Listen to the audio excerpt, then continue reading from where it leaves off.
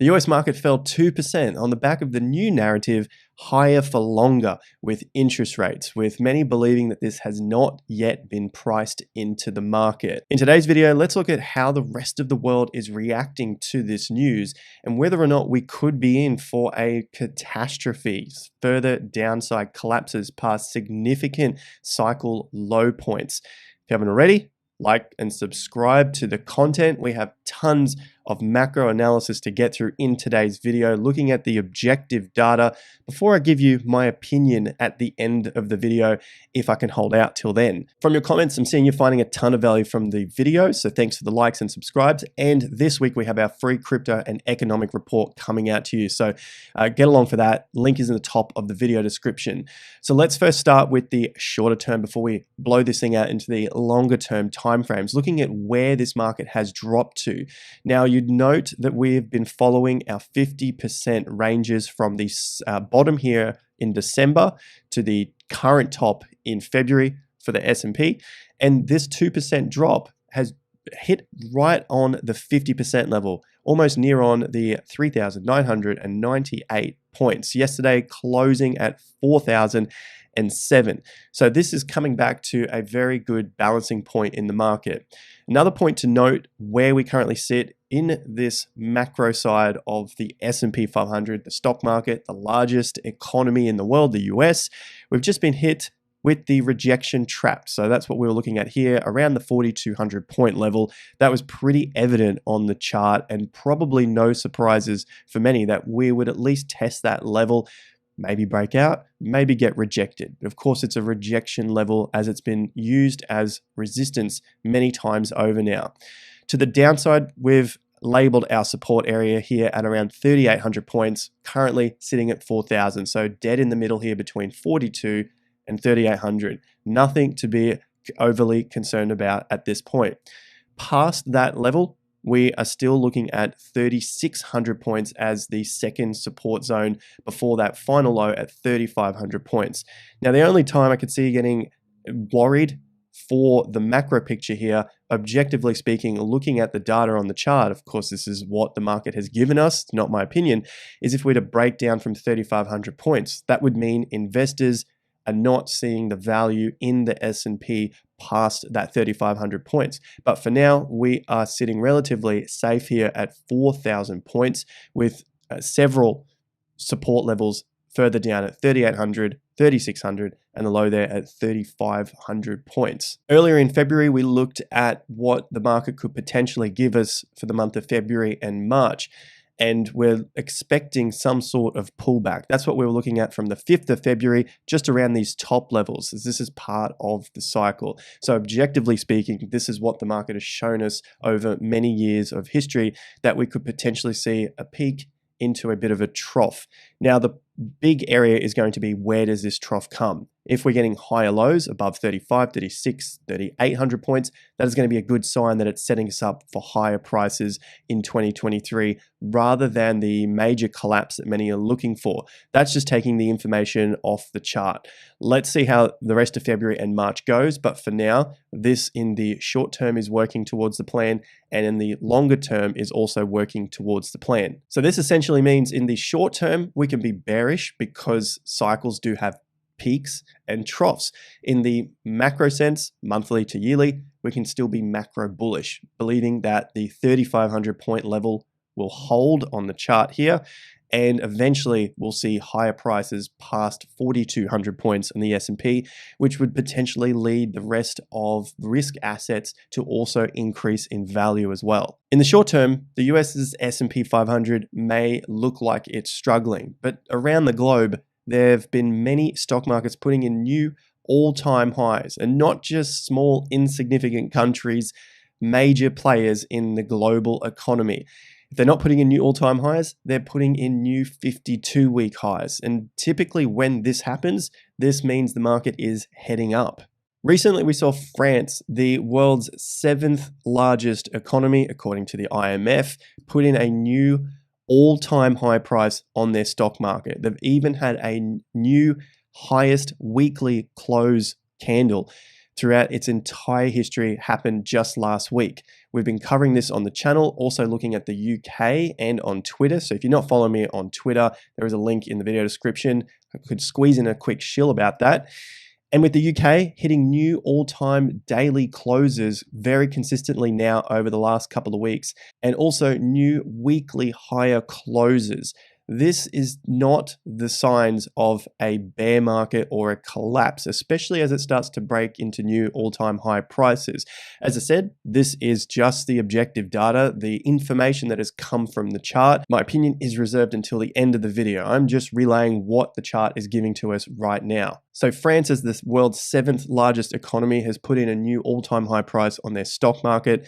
The UK, the world's 6th largest economy, has put in a new all-time high price on their stock market. Germany, the world's 4th largest economy, is putting in 52-week highs in their stock market.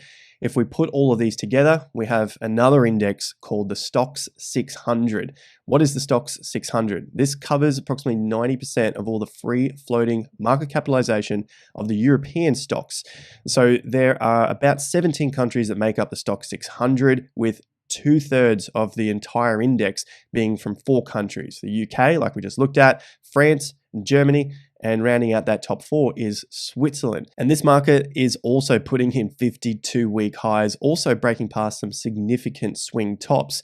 It's also found support at a macro 50% level back in September and October of 2022, which was the so far cycle bottom for the SP500 as well. So many markets around the world were making lows at very similar times. However, you're seeing the European markets making better gains than the US at this point in time. So we'll come back to the stocks on the channel. Make sure you are subscribed, like the content as well, so we can stay up to date with the world macro views.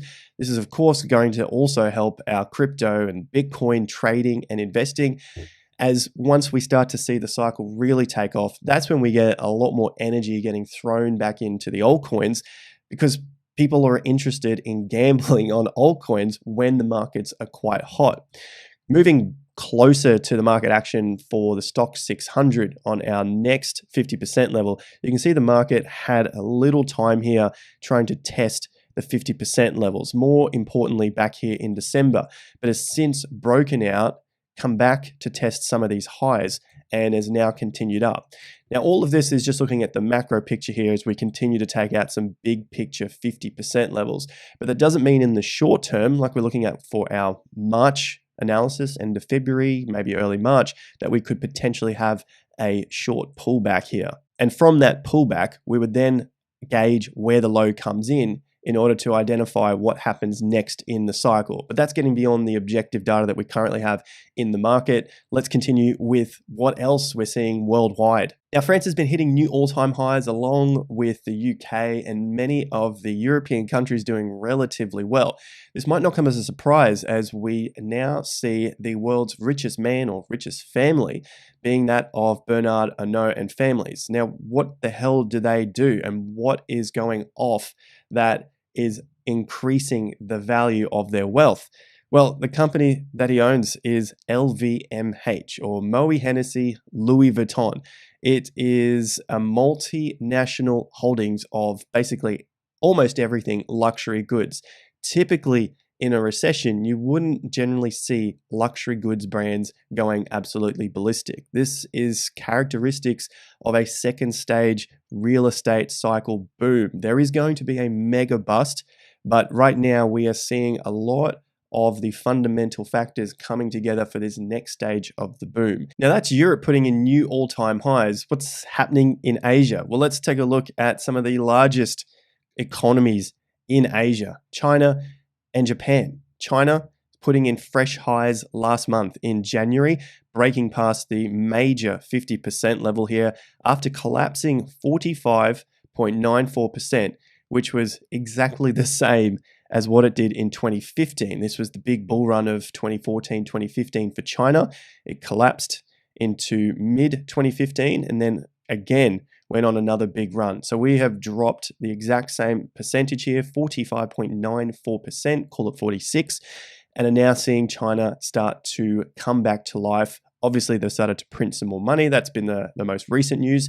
And that has, of course, been factored in or getting factored into the market again since the low in the last week of October. Now we're starting to test the major 50% level. So a lot of markets are beginning to come to life in Asia. We can take a look at Japan as well, which has held up relatively well. You can see all of these basing lows here as the rest of the world has been tanking. Japan has been holding up relatively well above previous resistance levels. And this is one of their biggest and strongest moves from their 2009 low. If you're just a recent subscriber, this is the 18 to 20 year cycle that we follow here that allows us to forecast where we are in the economic cycle. We've just started to come out of the mid-cycle slowdown. We had that nice boom in 2021 through assets like real estate, crypto, and stocks.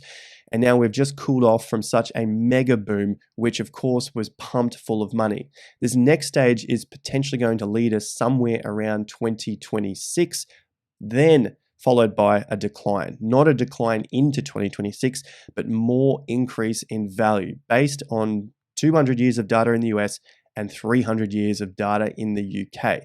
So stay tuned to the channel as we continue to follow the 20-year cycle based on the objective data that we've got from the charts that are showing new highs are forming in these markets and new highs are coming in the real estate markets as well. If you want to get into more detail with this and become a full-time investor, check out the links in the video description for our premium membership where we go through how to trade cryptos and stocks. We have plenty of courses on that, and then also putting together your entire investment portfolio, looking at the cycles and how we manage our own portfolios. Link to this is in the video description. I trust you found some value from the content, so if you did, hit that like button, subscribe to the channel. Plenty more coming up for you guys as this market warms up with a lot of new all-time highs coming in out there. Don't get fooled by the mass media. Check us out on Twitter and, of course, YouTube. I'll see you at the next video. Until then, peace out.